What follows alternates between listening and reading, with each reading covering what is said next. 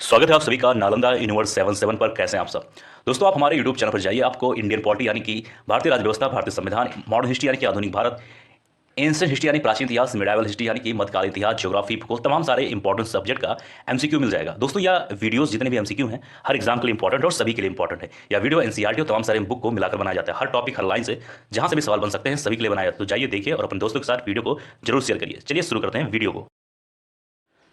दोस्तों आज हम बात करने वाले हैं ज्योग्राफी के बारे में, यानी कि भूगोल के बारे में आज हम बात करेंगे। और हमारा टॉपिक जो है आज होगा अक्षांश व देशांतर। ठीक है, इनसे संबंधित आज हम बात करने वाले हैं एमसीक्यू। और यह एक फिजिकल ज्योग्राफी यानी भौतिक भूगोल है। और ये बहुत इंपॉर्टेंट वीडियो होने वाला है हर तरीके से और सभी के लिए। इसमें एनसीईआरटी और इंपॉर्टेंट बुक जितने भी हैं और जितने भी सवाल आ चुके हैं सभी को मिलाकर यहाँ पर वीडियो बनाए जाते हैं। हर चैप्टर, हर टॉपिक, हर लाइन जहाँ से भी सवाल बन सकते हैं वहाँ से सवाल बनाया जाता है। तो चलिए शुरू करते हैं आज का ये वीडियो। प्रश्न नंबर 1 है, भूमध्य रेखा से उत्तर या दक्षिणी किसी दिए गए स्थान की कोणीय दूरी क्या कहलाती है। अब देखिए प्रश्न जो है ना, ध्यान से सुनना। मेरा देखो, माई रिस्पॉन्सिबिलिटी जो क्या है, मेरा रिस्पॉन्सिबिलिटी हर एक प्रश्न को पढ़ाना, हर नए नए प्रश्न आपके लिए लाना, समझाना, उसका उत्तर बताना। लेकिन आपकी भी एक रिस्पॉन्सिबिलिटी है, मैं जो प्रश्न पढ़ूँ उसको भी आपको एक बार पढ़ना है। इससे क्या हो कि आप कोई भी प्रश्न को जल्दी भूलेंगे नहीं। ठीक है, प्रश्न नंबर 1 है, भूमध्य रेखा से उत्तर या दक्षिण किसी दिए गए स्थान की कोणीय दूरी क्या कहलाती है। तो प्रश्न नंबर 1 का सही उत्तर होगा सी यानी कि अक्षांश। प्रश्न नंबर 2 है, निम्नलिखित में से कौन सा बृहद वृत्त यानी ग्रेट सर्किल का उदाहरण है। ध्यान देना, ग्रेट सर्किल। 2 का सही उत्तर होगा सी यानी भूमध्य रेखा। ठीक है, ये ध्यान देना। प्रश्न नंबर 3 है कि ट्रॉपिक ऑफ कैंसर निम्न में से क्या है। ठीक है, ट्रॉपिक ऑफ कैंसर एक लाइन जो हम लोग बात करते हैं वो क्या है आखिर में। 3 का सही उत्तर होगा सी यानी कि 23.5 डिग्री उत्तरी अक्षांश रेखा है। ठीक है, उसी को कहते हैं और टॉपिक ऑफ कैंसर। ठीक है, एक मिनट मैं आपको समझा ही देता हूँ थोड़ा सा। ये हमारी अर्थ है। ठीक है, तो ये है आपका ट्रॉपिक ऑफ कैंसर। ठीक है, और ये है आपका ट्रॉपिक ऑफ, ये हाँ ये है आपका ट्रॉपिक ऑफ कैंसर। ठीक है, ये वाला। ठीक है, ओनली ये, ना कि ये 23.5 डिग्री पर है। ठीक है, आगे बढ़ते हैं। प्रश्न नंबर 4 है, ध्रुवों की तरह जाने पर अक्षांश रेखाओं के व्यास की प्राकृति कैसी होती है। 4 का सही उत्तर होगा बी यानी कि, एक मिनट यार, वन मिनट, बी यानी कि क्या घटता है। क्या पूछा गया है कि ध्रुवों की तरह अक्षांश रेखाओं के व्यास की प्राकृति कैसी होती है, तो ये क्या होता है, या घटता है। प्रश्न नंबर 5 है, आप सभी के सामने 2 सूची दिया गया। एक सूची में जैसे कुछ पॉइंट जैसे कि भूमध्य रेखा, कर्क रेखा, मकर रेखा। अब जो ये रेखा जो भी पॉइंट है ए बी सी डी और ई, उसके बारे में दिया गया कि हर रेखा या फिर हर पॉइंट कितने अक्षांश पर, मतलब कितने डिग्री पर ये चीज़ें हैं। अब जैसे मैंने उत्तर पहले जान लो, बी, इसका उत्तर होगा बी यानी ए का 3, बी का 4, सी का 5, डी का 2, ई का 1। यानी कि अगर बात करें हम, एक मिनट, बी है उत्तर यानी कि ए का 3, यानी भूमध्य रेखा जो है ए का 3 0 डिग्री पर है। इसे ये है तो ये होगा भूमध्य रेखा 0 डिग्री पर, ये चीज़ ध्यान देना। बी का 4 ये है आपका कर्क रेखा, ये 23.5 डिग्री उत्तर पे है। जो भी हम लोगों ने बात किया जैसे ये है तो यहाँ पे होगा 23.5 डिग्री, जो भी इससे पहले बात किया। सी का 5 मकर रेखा 23.5 डिग्री दक्षिण, यही सेम चीज़ होगा लेकिन यहाँ होगा। ठीक है, ये उत्तर है, ये है दक्षिण, यहाँ होगा।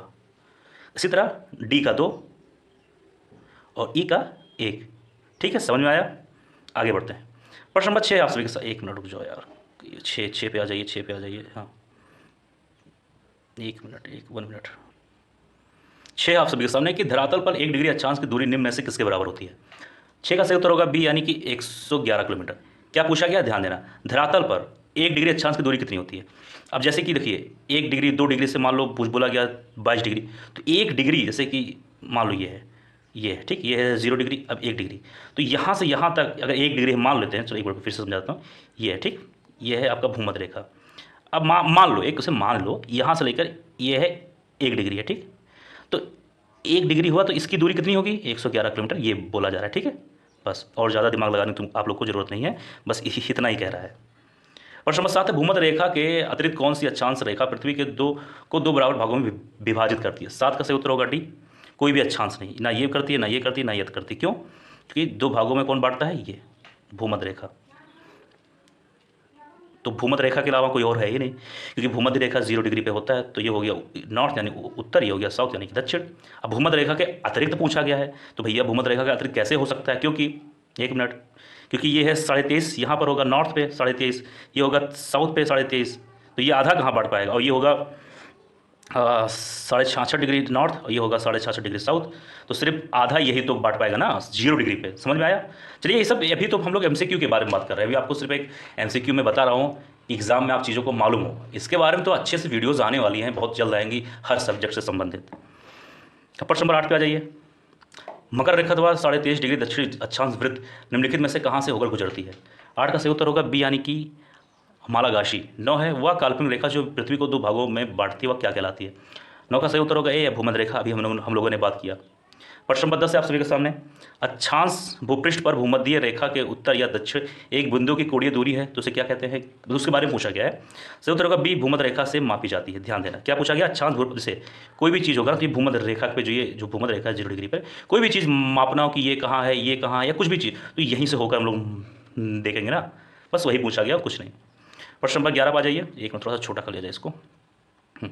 प्रश्न नंबर 11 है सभी के सामने कि दोनों ध्रुवों को जोड़ने वाली वह काल्पनिक रेखा जो भूमध्य रेखा को समकोण पर अप्रतिच्छेद करती है क्या कहलाती है। तो 11 का सही उत्तर होगा 1 मिनट, हाँ 11 का सही उत्तर होगा 1 मिनट बी यानी कि देशांतर। 12 दो देशांतर रेखाओं के बीच की दूरी निम्न में से किस नाम से जानी जाती है। तो 12 का सही उत्तर होगा बी यानी कि गोरे। प्रश्न नंबर 23 है, प्रश्न नंबर 13 है, 23 नहीं है 13। एक देशांतर से दूसरे देशांतर के बीच कितना असमयांतराल होता है, मतलब कितना बीच में कितना समय होता है। 13 का सही उत्तर होगा ए यानी 4 मिनट होता है। प्रश्न नंबर 4 पे आ जाइए, 4 नहीं माफ करिए 14। वह अक्षांश रेखा जिस पर सदैव दिन व रात की अवधि समान हो रहती है। सही उत्तर होगा ए यानी भूमध्य रेखा, सही बात है। प्रश्न नंबर 15 पर आ जाइए। पृथ्वी पर सबसे उच्चतम तापक्रम रिकॉर्ड किए जाते हैं। तो 15 का सही उत्तर होगा ए यानी भूमध्य रेखा पर सबसे ज़्यादा तापक्रम रिकॉर्ड किए जाते हैं। 16 निम्नलिखित में से कौन सा कथन असत्य है, यहाँ पर असत्य पूछा गया है, कौन सा गलत है। तो 16 का सही उत्तर होगा ऑप्शन नंबर ए यानी कि देशांतर रेखाओं की कुल संख्या 180 है, यह बात गलत है, ये चीज़ ध्यान देना। और बाकी बी सी डी जो है ये जो पॉइंट है ये सब सही है, और उसमें पूछा क्या गया था असत्य, तो असत्य यही होगा। चलिए बी सी तभी जान लेते हैं, कभी भी पूछा जा सकता है भविष्य में। बी है किसी भी स्थान की ग्रीनविच रेखा से कोणीय दूरी को उस स्थान का देशांतर कहा जाता है, आसान सा बात है, सबको मालूम होगा। सी है देशांतर रेखाओं के बीच की दूरी विषुवत रेखा पर अधिकतम एवं ध्रुवों पर शून्य होती है। ध्यान देना, एक बार ध्यान दो, क्या कहा गया, देशांतर रेखाओं के बीच की दूरी विषुवत रेखा पर अधिकतम एवं भूमध्य पर शून्य होती है, ये चीज़ ध्यान देना। विषुवत रेखा पर देशांतर रेखाओं के बीच की दूरी 111.3 किलोमीटर होता है, ठीक है।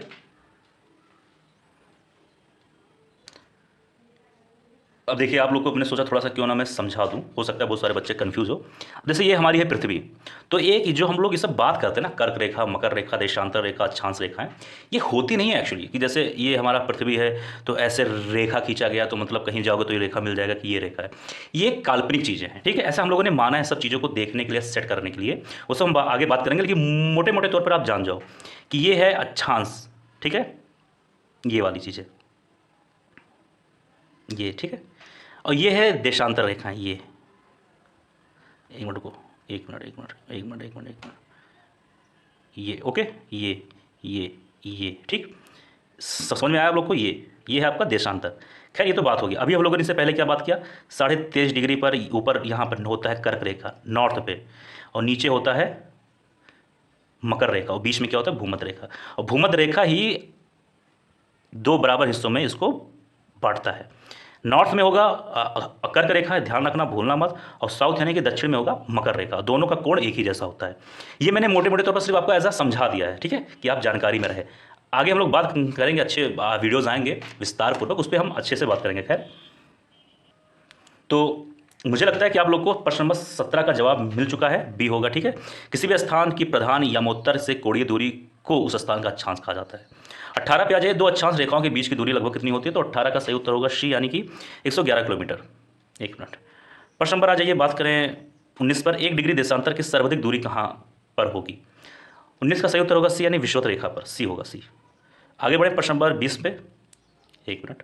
कुल अक्षांशों की संख्या कितनी होती है। तो 20 का सही उत्तर होगा सी यानी कि 1 मिनट, सी होगा ना, सी यानी कि 180। प्रश्न नंबर 21 है आप सभी के सामने, पूछा गया है कि देशांतरों की संख्या कितनी होती है। तो सही उत्तर होगा डी यानी 360। प्रश्न नंबर बात करेंगे 22 के बारे में, इसमें है कि विषुवत रेखा के समांतर कल्पित रेखाएं क्या कहलाती हैं। 22 का सही उत्तर होगा ऑप्शन नंबर ए यानी कि अक्षांश रेखाएं। 23 से पृथ्वी के उत्तरी ध्रुव एवं दक्षिण ध्रुव को मिलाने वाली रेखा क्या कहलाती है। 23 का सही उत्तर होगा बी यानी देशांतर रेखा है। क्या पूछा गया? पृथ्वी की उत्तरी ध्रुव एवं दक्षिण ध्रुव को मिलाने वाली रेखा है, अभी हम लोगों ने बात किया ये, ठीक है। ठीक है, प्रश्न नंबर 24 पे आ जाइए। प्रधान मध्याह्न रेखा किस स्थान से होकर गुजरती है? 24 का सही उत्तर होगा ए यानी ग्रीनविच। प्रश्न नंबर 25, ग्रीनविच रेखा से तात्पर्य है, क्या आप जानते हैं, क्या समझते हैं? सही उत्तर होगा बी यानी कि 0 डिग्री देशांतर, ये, ठीक है। एक मिनट। प्रश्न नंबर आ जाइए, बात करें 26 पे। मकर रेखा निम्न में से किस देश से होकर नहीं जाती है? यहाँ नहीं पूछा गया, ध्यान देना। 26 का सही उत्तर होगा डी यानी कि फिलीपींस। ये ऐसे देश हैं जहाँ से होकर नहीं जाती है। इसका मतलब क्या समझा? आप देखो, दिमाग खुद लगाया करो, खुद हर प्रश्न का उत्तर ढूंढने की कोशिश करो, मैं नहीं बताऊंगा हर जगह। क्या पूछा गया? मकर रेखा किस देश से होकर नहीं गुजरती है, होकर नहीं जाती है, मतलब वही गुजरती है। उत्तर क्या होगा? फिलीपींस। इसका मतलब क्या समझे? ए बी सी इन तीनों से होकर गुजरती है। प्रश्न नंबर 27 है, पृथ्वी 1 घंटे में कितने देशांतर घूम लेती है? 27 का सही उत्तर होगा बी, बी यानी कि 15 डिग्री। प्रश्न नंबर 28 पे आ जाइए। दक्षिणी ध्रुव का अक्षांश है, तो 28 का सही उत्तर होगा सी यानी कि 90 डिग्री। आगे बात करें प्रश्न नंबर 29 के बारे में। इसमें निम्नलिखित में से किन देशों के समूह से भूमध्य रेखा गुजरती है? बहुत अच्छा सवाल है, बहुत इंपॉर्टेंट है। सही उत्तर होगा बी यानी कि कोलंबिया, केनिया और इंडोनेशिया। प्रश्न नंबर 30 है, यहाँ पर आपके सामने क्या करना है, निम्न में से किसका मिलान गलत है?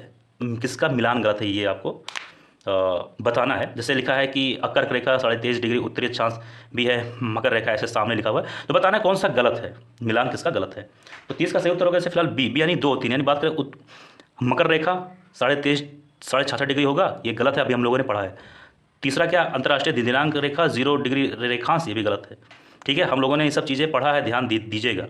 तो दूसरा और तीसरा गलत है, दूसरा गलत है, तीसरा गलत, इसका मतलब पहला सही है, चौथा सही है, ठीक है।